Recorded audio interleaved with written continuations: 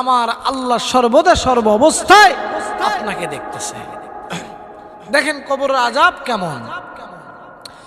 এবার রশিদ আহমেদ গাঙ্গুলী রহমাতুল্লাহ আলাইহি ডাক দিয়ে বললেন, আরে আমার মুরিদান ভক্তবিন্দু, শুনে নাও একদিনের ঘটনা। আমি ফজরের সালাত আদায় করে আমি যাচ্ছিলাম একটা পথ দিয়ে, অতিমধ্যে দেখলাম একটা কবর দেখা যায়। আমি কবরের পাশে দাঁড়াইলাম, কবরের পাশে দাঁড়াইয়া আমি কবরটা জিয়ারত করতে চাইলাম।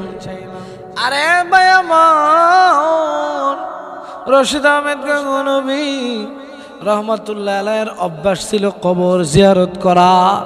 বেশি বেশি তিনি কবর জিয়ারত করতেন, বেশি বেশি তিনি কবর স্মরণ করতেন। ওই দিনের ঘটনা, ওই যে হযরত জি কবরের পাশে দাঁড়াইলেন, দাঁড়ানোর পরে যখন সূরা কেরাত পড়তেছিলেন, হঠাৎ করে দেখলেন কেন যেন একটা গরম বাতাস তার শরীরে লাগলো, কেন যেন গরম অনুভব হইল। এবার রশিদ আহমেদ গাঙ্গুলী রহমাতুল্লাহ আলাইহি আল্লাহর কাছে আকুতি করলেন, আল্লাহ